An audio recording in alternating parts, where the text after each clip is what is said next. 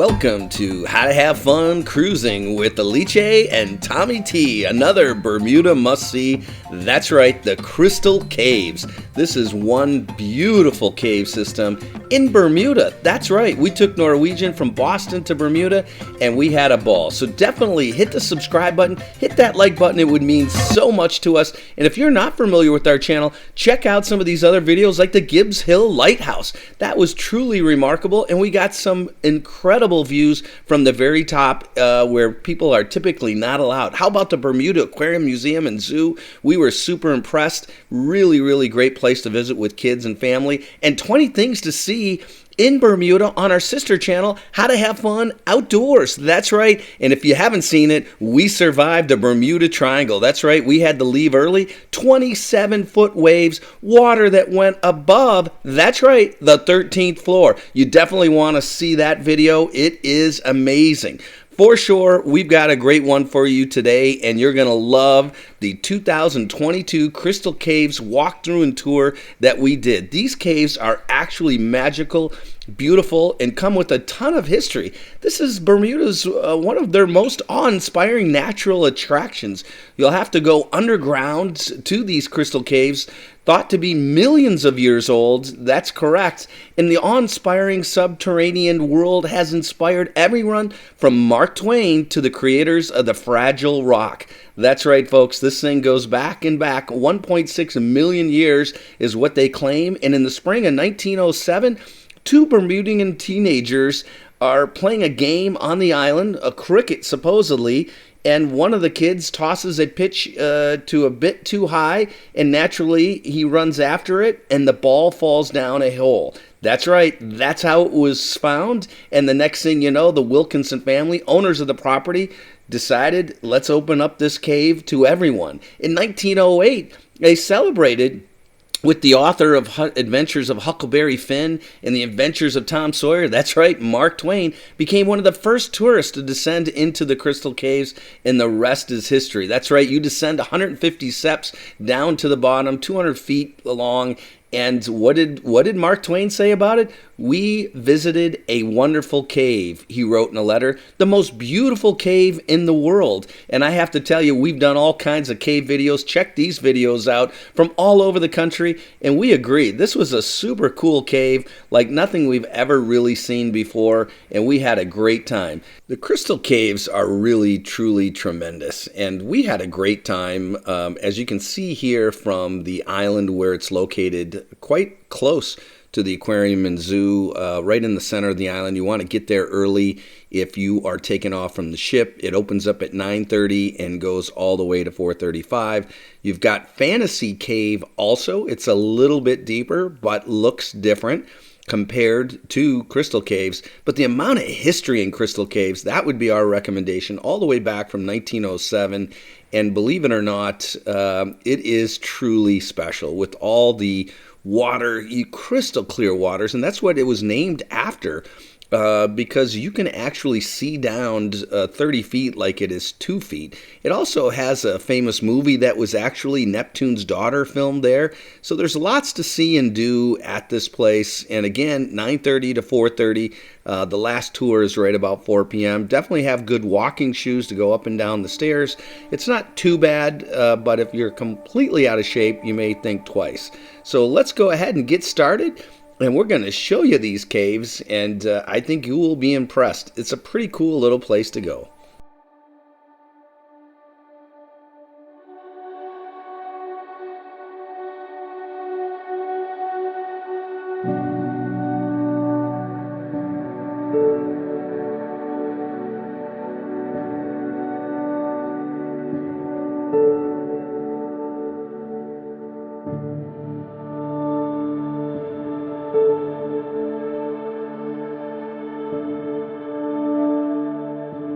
Walked farther down into the cave. The next part was super cool. This is where in 1907 Carl Gibbons and Edgar Hollis were engaged in that spirited game of cricket, and that's when one of the lads struck the ball into and disappeared into this hole.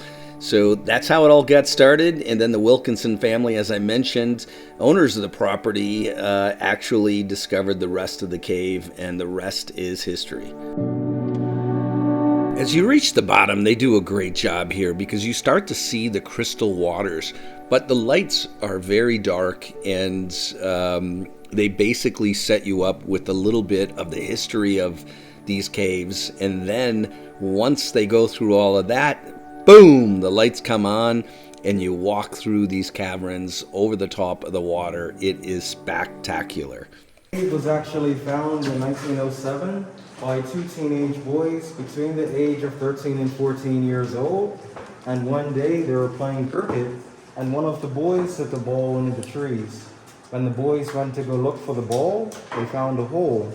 So the boys did what just about any teenage boys would do. They went home. They got some rope and a kerosene lantern. The boys came back to the hole. They tied their rope around the tree, and they came down into the deep dark unknown. When they got down here, what they thought was just a few puddles actually turned out to be a 55-foot brackish water lake, and they swam for 2 hours. But unless they can hold their breath for a mile underwater, the only way out for them was the way they came in. So when the boys finally found the rope that they came down on, they made their way back up, they went home, and they told their parents what they found. And their parents told the Wilkinsons. The Wilkinsons owned the property that this cave was under, so automatically the cave went to them. The Wilkinsons came down here for the first time, and they saw the beauty of the cave. So they decided to open it up on attraction a year later, and from 1908 to 1928, they had unguided boat ride tours, and boats kind of like those over there. And people were allowed to bring saws and axes to cut the tips of the stalactites and keep them for souvenirs. Wow. It wasn't until 1929 when they realized that they should probably stop that. So that's when they built the first pontoon bridge, and they hired the first tour guides as well. 50. Wow. 3.5 million years.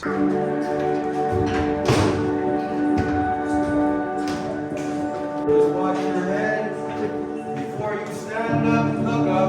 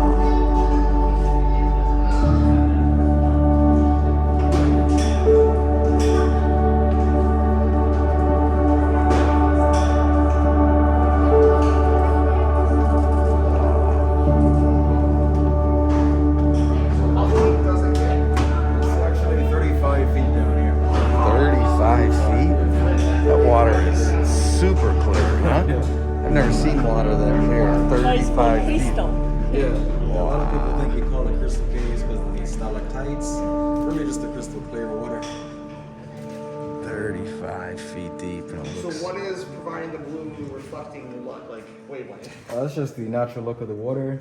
It's constantly being filtered from the tide coming in and out. And then also there's silt at the bottom of the cave, which is basically like a very fine sand. So it's one reason why we don't allow any swimming, because if we did, it's going to disturb the bottom. It's going to stir it up and get cloudy in here. So since it's rainwater, is it fresh water or is it a mixture of salt and yeah, brackish water. Okay. So I have a question. Like, as the stalagmite they form because of the water dropping from the top. Those were there before the really Okay, because in the water they cannot form. No, Yeah. I'm not going to dissolve or anything, they just stop forming. Exactly. So they just stop. As you could see, Alice was having a great time, and everyone was super impressed with this water. We just couldn't get over it. I've been from Tahiti to Micronesia and Rota and Guam and all over the world, Hawaii and Maldives, but this water was just crystal clear. And if you think about it, it's pretty cool. It goes back to the Ice Age approximately 1.6 million years ago, when much of the Earth's oceans were frozen. Sea levels dropped and rainwater seeped into Bermuda's limestone, creating these hidden caves in and around the island. Not much happened over the next million or so years, but then at the turn of the century, things really got interesting, as you can see here, and these caves are absolutely beautiful. So on your next trip to Bermuda, you're definitely going to want to check out Crystal Caves. Also, check out some of our other videos on all the different activities you can do on the island. This is one cool place to visit. And when we were down there, one of the highlights, after we worked our way back into the caves, they decided, boom, to turn off the lights so you could see what it was like without any lights on down there in the caves. Imagine what those boys thought. Imagine what Wilkinson and that team thought about as they discovered this cave, and think about where it is today as a major tourist attraction, maybe one of the most popular tourist attractions in Bermuda. Well, we hope you enjoyed this video. Definitely subscribe to How to Have Fun Cruising. It would mean so much to us. It's a new channel, and they are going to be all dedicated cruise videos and island adventure videos. So we really appreciate that. Definitely check out our sister channel, How to Have Fun Outdoors. And thank you so much for watching How to Have Fun Cruising.